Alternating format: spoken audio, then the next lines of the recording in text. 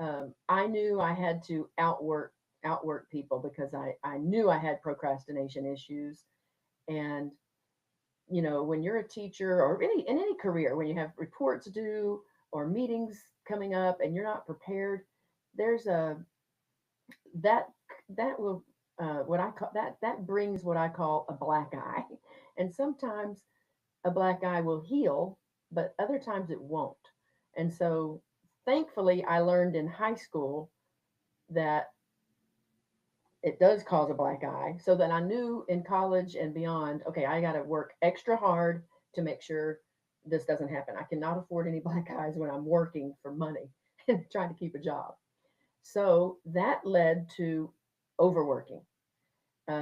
Procrastination turned into perfectionism and trying to, okay, I have this 333 rule that I use as a tool.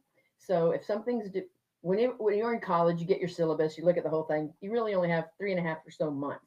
Well, my rule was I have to look 3 months ahead. So in a college class, that's the end of the semester. So 3 months ahead, what am I going to have to do? And what do I have to do to make sure that's done? Then 3 weeks ahead, 3 weeks ahead before this thing is due, what will I have to do? 3 days ahead, 3 hours ahead. So that helped me back up and get things done. But then it, like I said, it turned into perfectionism. So in college, and mind you, I got my undergraduate, did my master's and my doctorate all at University of Houston. And I had that same bad habit of overdoing and overdoing and overdoing and overdoing. So as a result of my knowledge of procrastination, to overcome it, I overworked.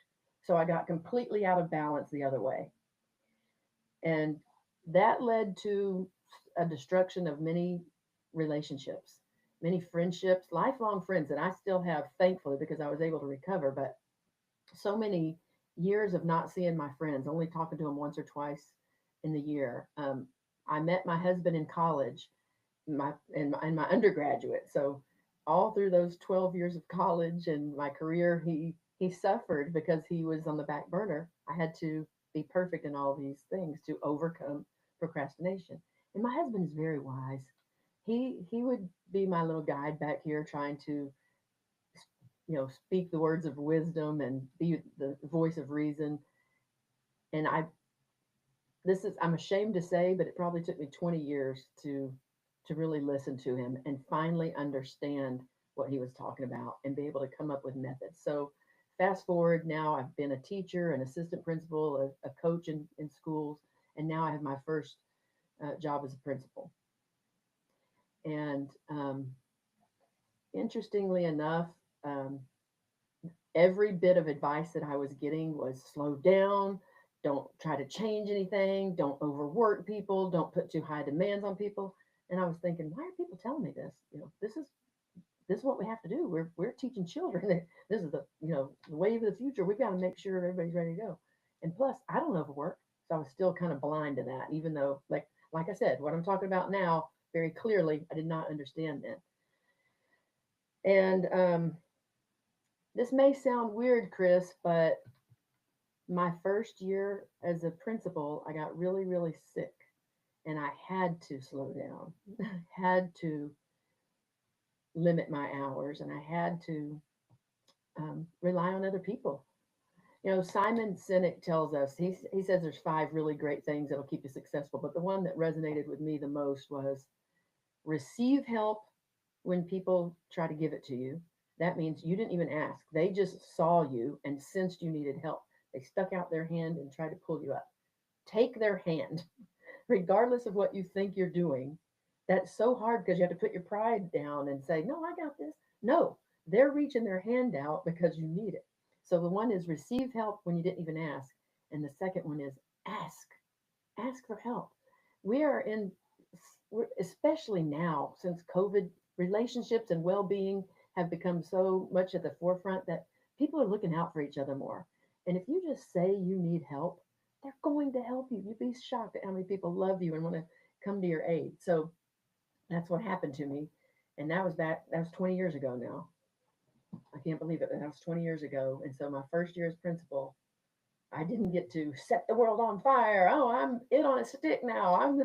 I'm here. We're going to do this. That illness, looking back, was a blessing, and it taught me this valuable lesson, and it gauged the rest of my career and how I would mentor new principals. And then I became an associate superintendent. I still supervised principals for the last 12 years. And that lesson, if anything else came out of that, at least I could help people with that.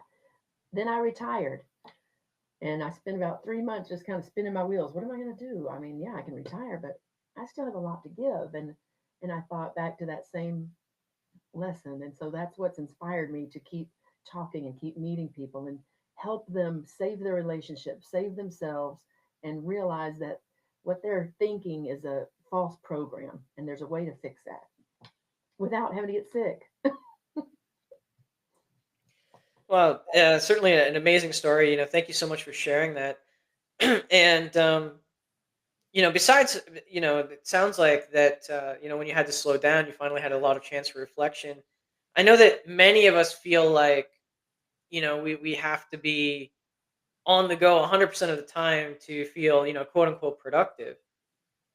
What are some of the ways that you tackle that? Because I find there's two extremes with CEOs personally. There's the guy that's always out on the golf course like literally every single day, but then there's the other CEO who's got his hands and his fingers in every single department, and he's probably working harder than everybody else on the team. So how do you tackle that?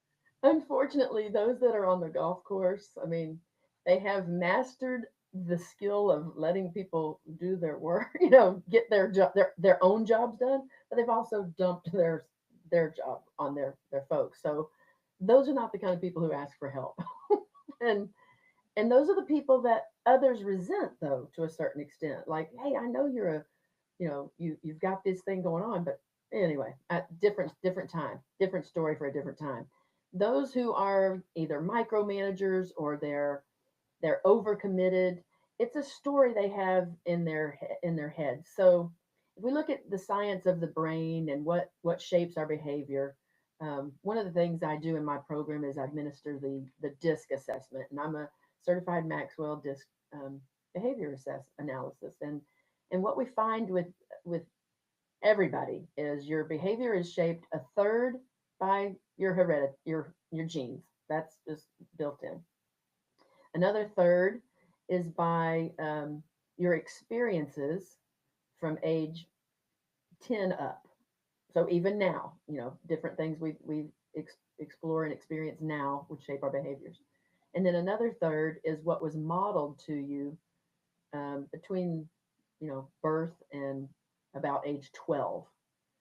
And maybe it wasn't directly modeled, but it was sayings you heard, like money doesn't grow on trees, or you need to get a job, or you know sound advice and things that keep us grounded, but in some cases kept us too grounded, like you're not going to get any money unless you earn it, and different things that subtly have changed the way you act.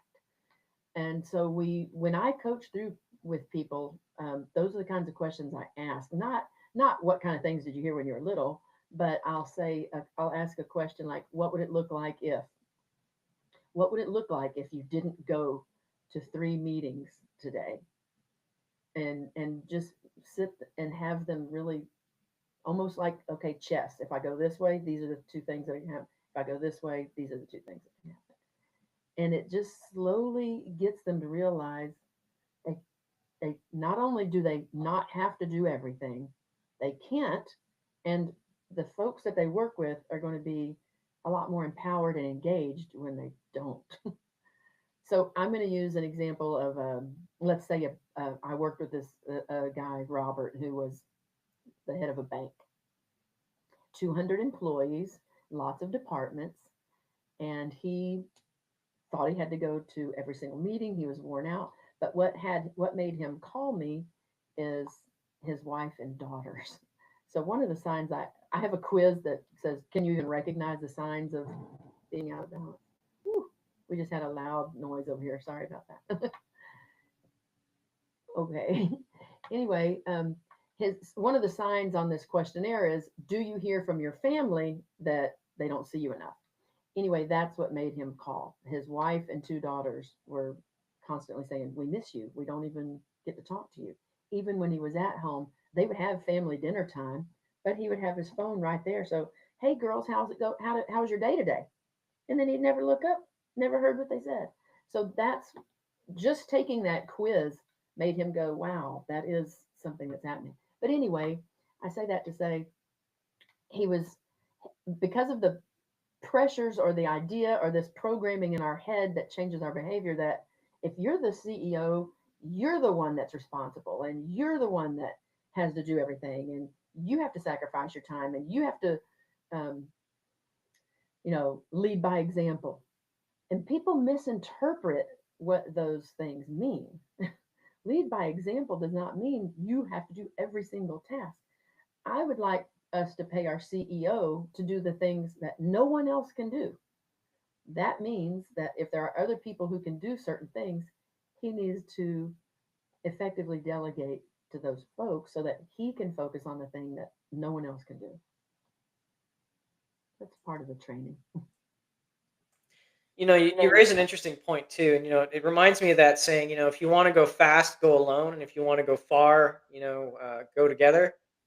And I often wonder, and I've run into this myself, and I wondered your take on it. I've run into many CEOs that say, well, you know, sure, other people can do it, but not as good as me, or I know that if I sign this out, it's going to get done in a week, but if I do it, I can get it knocked out in 10 minutes, and then they do that. So Yes, yes, those I hear those comments all the time. So if you want it done right, do it yourself.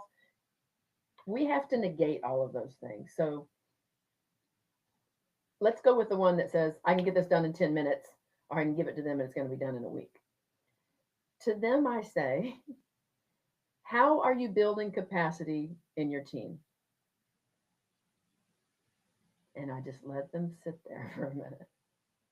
Because if you're doing everything that they could be doing, albeit take a week longer or whatever, then you're robbing them of their learning and you're robbing them of their potential future. You hire people on your team to complement you and help you.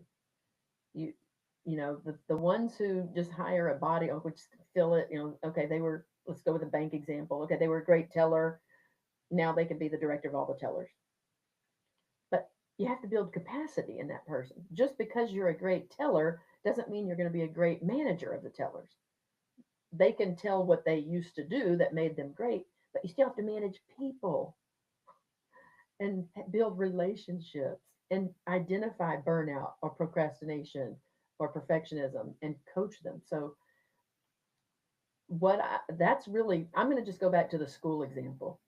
What happens in schools, and trust me, I love public education, I'm a big proponent, but what happens is great teachers get promoted to assistant principals, great assistant principals get promoted to principals, and great principals get promoted to associate superintendent, great associate superintendents get promoted up.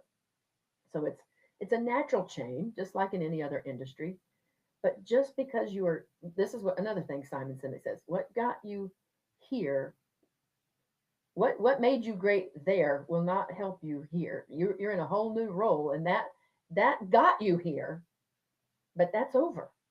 Go from an assistant principal to a principal. An assistant principal is king or queen of tasks. They used to say, pardon my language, but they used to say bikes, books, and butts. Okay. But as the principal, that is completely changed. Your role has gone from tasks and linear thinking to thoughts, ideas, visions, and global thinking. And the interview process and the training that a principal would give an assistant principal is what would help us be able to pick a great principal. But what got you to where you are is not what gets you to the next level. You have to almost live into that next level and then get there, like the chicken and the egg, right? But the folks who say those kind of things, I just help them try to come up with the opposite. Say the opposite. Okay, if you want something done right, do it yourself. Really?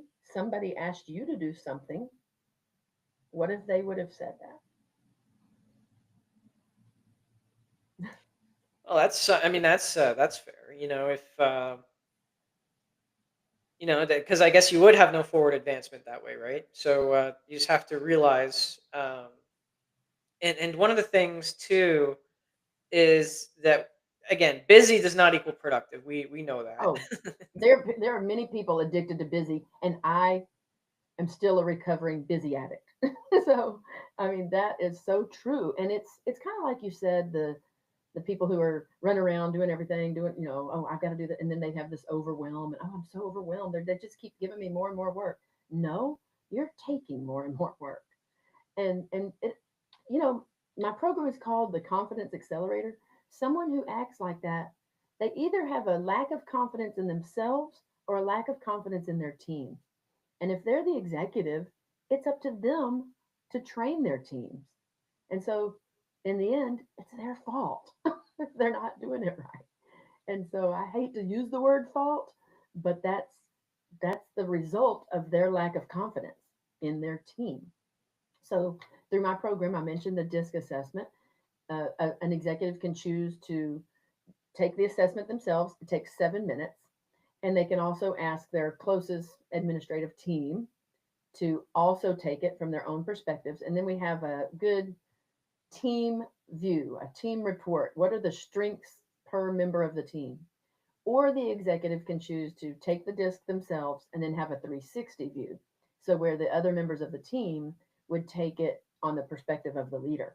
So, that would, for example, you mentioned the one that was always out on the golf course. Not that those kind of folks are the ones asking for help, but if they were, then that reality would show up in the 360. If Because it's anonymous, they do. We can do some different things to make sure it's truly anonymous because there is a question about what role you have, and so if it's a small organization, it's pretty clear when you say what role you can identify who said it. So if it's a small organization, we could remove that question, but it just helps bring to light. So you have your self image and self perception, and then how are others viewing you, and are you reflective enough to consider that other people might be viewing you different than how you view yourself. And that leads me to this comment. I cannot remember where I heard it, maybe John Maxwell or someone there, but he says, we judge others by their actions. That's all we can see, how they act. But we judge ourselves by our intentions. We know what we meant, we know what we hoped we were going to accomplish, but it didn't act out in the right way, or maybe it did. But we know our own intentions. We cannot tell the intentions of others. We only see how they act, and that makes us make an assumption of their intentions. Which leads me to a funny story, if you have a minute. So, um, several years ago, we had a friend, a couple of friends, and the wife and husband got along great, but they were not afraid to, in public, gnaw on each other, and sometimes to the point where it made us embarrassed. So after they left, I told my husband, "Look, I love going back and forth with you, but let's not do that in front of people. You know how that made me feel about them? I don't want anybody to feel that way about us." And he said, "Well, if you do that to me in front of people, I'm just going to have to match. I'm going to have to equally match what I feel you've given to me." And I said, "Well, then I'm going to have to go over and above because you're going to be misunderstanding, and then it's going to even be bigger." And we just kind of went back and forth, but nobody was around. But it's true. I mean, if you don't know their intentions and you assume their intentions, it changes the way you act.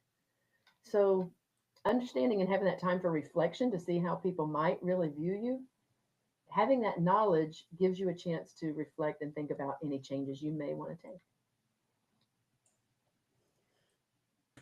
I really like that. We judge others by actions, we judge ourselves by our intentions. Kind of goes back into sort of that understanding, right? And one of the things that I wanted to ask you too is that you mentioned before, relationships are so integral and so important to a team. So, what are some ways that maybe a smaller organization can start building those teams or building that trust without going on those? Because one of the excuses I heard was, "Oh, we can't spend $20,000 on a team retreat." Right. Right. I love retreat. I love me some retreats, but there's a lot of people who hate them or they can't afford them. And so I'll just give you an example of what I've seen a lot of people do. And they call it a retreat, but it's not really a retreat from their physical location, it's a retreat from work. And so they're still at work, but they go to a different place in the building where maybe they don't normally meet. And instead of having a meeting with agenda of things that have to get done, the agenda is ways to get to know you. And I'm not talking about putting, paper plates on the floor and having to carry someone over the paper plates or anything like that. It's truly it'll pose a question like, um, it could even be work related. Like if we were going to have a crisis here, if there was some kind of crisis here, what kinds of things would we do, or how does the if this kind of crisis happened, how would you feel? Let's just say there's a fire in our building. There's a fire in our building. What's our plan first, and then how do you feel? Are you the kind who is calm under pressure? Are you the kind that needs some guiding hands because you're kind of freaking out internally? You know, and you can put a situation where you can get to learn people a little bit differently. But one thing that I used to love to do, and I don't know where I got this idea. Maybe from Capturing Kids' Hearts. That's a program out of Central Texas. But it said, give everybody a sheet of paper at the beginning of the year, whenever you consider your beginning of the year, mostly January, and have them fill out favorites. What's your favorite? Well, first of all, personal information. Who are you? Who's your spouse or kids, pets, that kind of thing. And then about 30 favorites. What's your favorite magazine, your favorite candy bar, your favorite dinner, your favorite restaurant, your favorite vacation, blah, blah, blah, all the way down, different things. And then everybody turns that in. Back in the day, it was a sheet of paper. Now it would be electronic. Okay. But it turned that in somehow where not only first of all, when people just started doing it, only the leader had it. And the leader would, oh, well, okay, well, it's Rhonda's birthday. She likes Kit Kat and Dr. Pepper. Here you go. Happy birthday. And you got them something nice. Well, that was kind of like hoarding the information. So we realized, hey, let's put that out in a public. This is going to be public. And so now anybody can look at this. So anybody can find out anybody's birthday or whatever they put on there. And everybody knew ahead of time when their anniversary is, what their kids' names were, how old were they, are they in school, are they about to graduate, do they have pets, what do they love, coffee or whatever. And then throughout the year, not just birthday and anniversary, but you can have, and this may sound really schoolish, like elementary or even junior high, high school, team building, but it's a way to get to know people. And so you have secret Santas, or um, they do this little thing for every season, like I got you or something, and they give them one little present a day for a couple of days or a week or whatever, and it's supposed to be secret, and then it reveals. But the thing is, you just got to know somebody on a different level. Here's another one. I saw this at a bank where they had a picture of all these kids up on the like a bulletin board near their break room, and I said, "What is this?" And they said, "That's all of us when we were kids," and they all had a number by them. And they said at the end of the week we're supposed to turn in, who we think is who. So I mean, just doing little things like that, that's not a huge retreat, but now you get to see what your coworker looked like when they were in the third grade. And then that's going to spark a story. Oh, that picture when I was in third grade, that was right after I had a bike accident. I was missing my tooth, my toe got stuck in the bike or whatever. So you're just setting up a situation to allow different kinds of conversations besides just, hey, Chris, is that report going to be ready by Friday? You need any help? I'll send Jack over there if you need some help. If not, let's make sure I get it. Just slow down and get to know people as a human being. And I mean, you did this icebreaker. You could do something very similar to that at the beginning of every meeting. Not that you have a whole bunch of meetings, but or even you're going to put out an employee newsletter, or have a spotlight on a bulletin board somewhere, and just say, hey, Chris identifies with Bugs Bunny. I don't know. I don't know. I never did get to ask you who your character was, but something like that to change the conversation slightly from work. Now, I'll be honest with you. I have another friend who says, no way, you're at work. We do expect them to be out of balance. I'm sorry, they're head executives. They are in charge and they got to make sure all this stuff is done. And to them, I say, you're going to have a lonely life. Work is critical. We work, we hopefully find something in our calling, and we're adding to the benefit of a lot of people. We're serving others. We're solving a problem in our community, or we're creating something for the future. But if that's all your life is, you're going to be lonely. Even if you have a family, you're going to be lonely. And I realized that, and I had to make a significant changes to make sure I kept my family and my friends. Excellent. Yeah, thanks for sharing that. It's just stepping back into like the team building. You mentioned there for a second, that they have to make sure that everything gets done, and that brings up another question I have for you, because statistics are, and again, I don't know where these numbers come from. I mean, they say that like 72% of statistics are made up on the spot or something, but I love but somebody did tell me that 66.8 or something like that. I have to go back and look, of all new managers fail within a year because they're not taught how to manage people. And one of the big things with that, I think, actually, I'd like to ask you about too, is boundaries in the workplace, right? Um, it. because boundaries can be pretty difficult, especially if you've been promoted up. And well, not only that, but do leaders, do they cry when the Janet's cat dies? Like, I would, but you're not supposed to do that. Don't do it. You're the executive. You can't do that. Where do you stand on Well, I may be a little bit of an enigma, I guess, because in my head, I would say, yeah, I'd never cry on a cat. I'd never cry on a cat. Come on, man, get into work and get here. But then when they're telling me, when I'm looking her in the face and she's telling me about her cat, I would be bawling. And so I'm okay with that. I mean, it's real, Um, I may not be bawling, blubbering, but you're going to see a little tear, because not because I care about the cat, but because I care about Janet and or whoever, and she's hurting, and in fact it's impacting her productivity and her mental state. Just that's tough. And so showing a shot of empathy. One of my friends taught me this, because I say to myself, when I see myself, this is what I was talking about before on the how do you see yourself and how do others see you. I say I'm not very sensitive to that. I say, okay, your cat died. I'm sorry. Let's get back to work. But when others see me and tell me, they tell me, no, you're super sensitive. You give them time. You probably give them way too much more time than they deserve or need or whatever. So that's what I'm saying. I'm an enigma. But a friend of mine taught me, just with someone that she supervised, dog passed away. When that happened, and she could see how what an impact it made on her. Ooh, I just got a note that my battery's running low. But anyway, when she saw the impact, she went ahead and bought this book about the dog crossing over the rainbow to the other side. And while she did the one for that person, she went ahead and bought 100 more books. And she said, this happens all the time. I want to be ready. And just the act of giving them a book that helps them know that there's a lot more people who feel the same way about this certain situation, and that the person took the time. They don't know she bought those 100 books and she already had them ready to go. They know she cared about them to give them a book, write a little inscription, use the pet's name or dog's name, and take time to care about the person. So I, I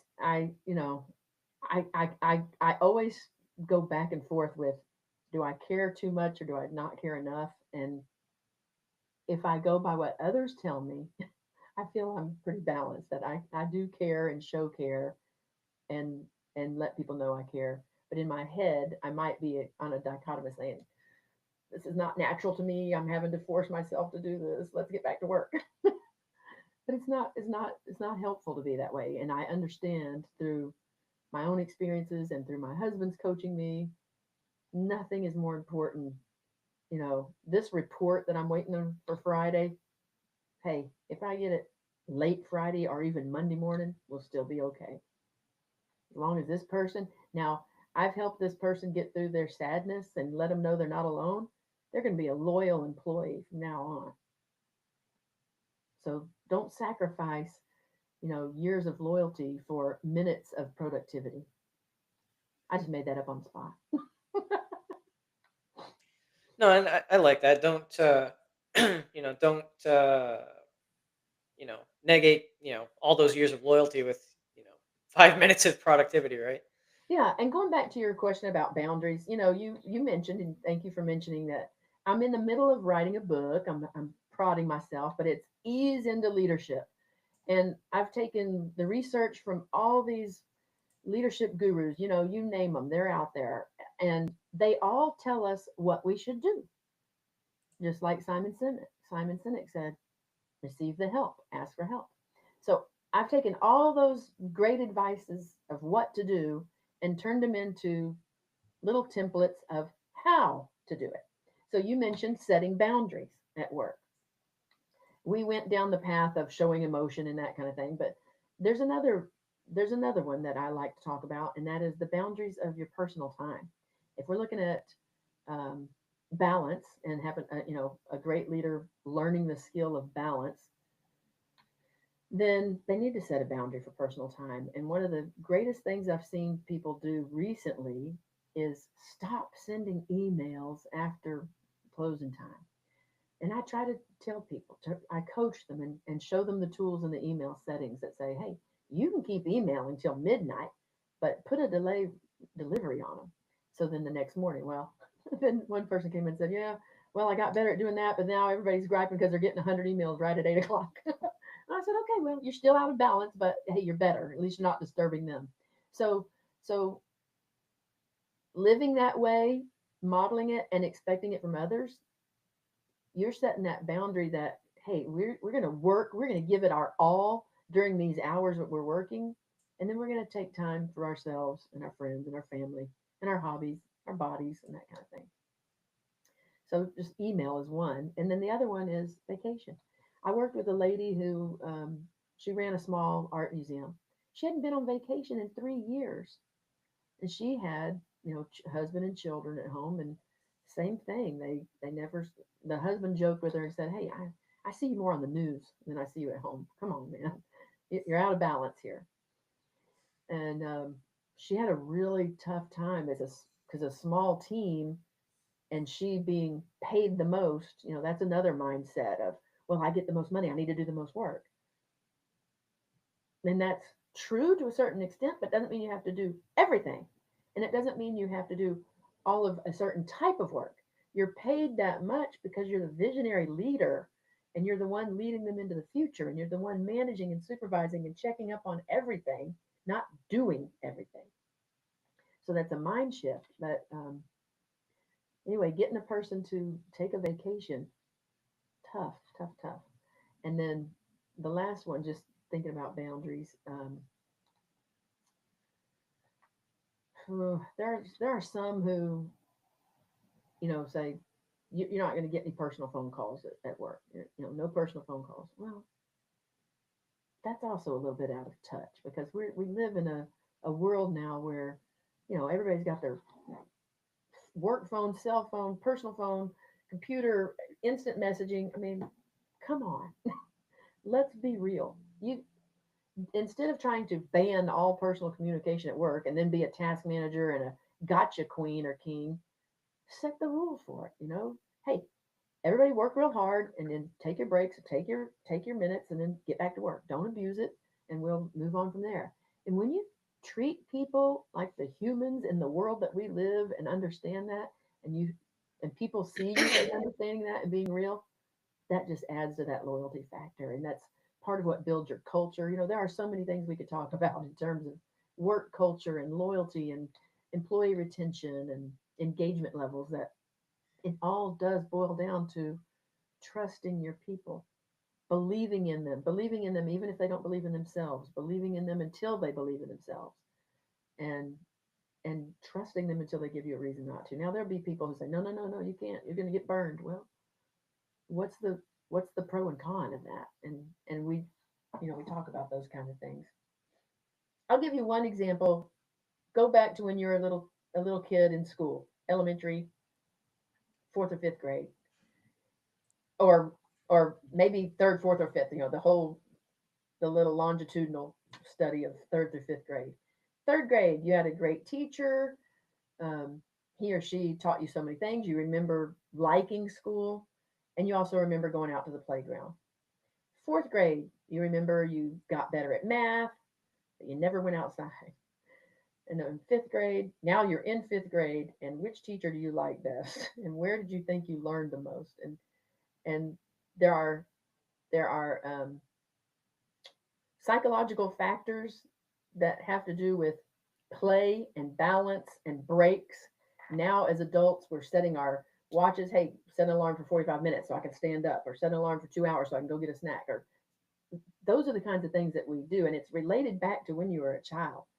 If we can, if in schools, if we could get everybody to just take the kids out for 5 minutes, when they get back, they're going to be so much more productive, cut down on all kinds of discipline problems and disrespect, build that loving relationship. They're going to like you more. I mean, I'm just using that as an example, but same thing with adults. Trust them, give them breaks, let them work, have some autonomy. And if you don't trust them, then train them until you trust them. And that's where I get back to it all boils down to confidence in yourself or others. I like that. I like that example with the kids. I remember some times in fifth grade and sixth grade. But the only thing that really sticks out in my mind, it's not even about if they were good teachers or not. It's about my sixth grade teacher, Mr. Dibsdale. Yeah, yeah, yeah. You're probably retired by now. Don't worry about it. He was sitting there. We'd had a water balloon fight at the school or something, and it wasn't allowed. And the only thing I remember out of that entire year was him telling us that we'd get hemorrhoids if we sat in wet clothes. Oh, that's hilarious. Yeah, it's Isn't it funny how things like that are just imprinted? You'll never forget that.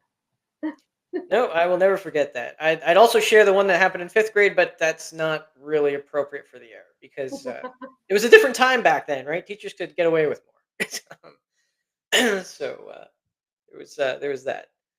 Um, Wanted to go back and ask you about the book as well.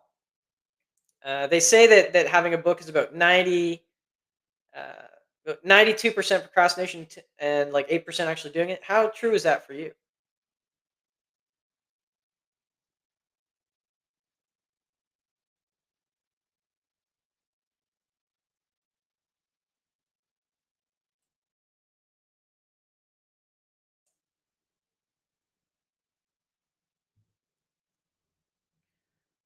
Okay, we having some difficulties here.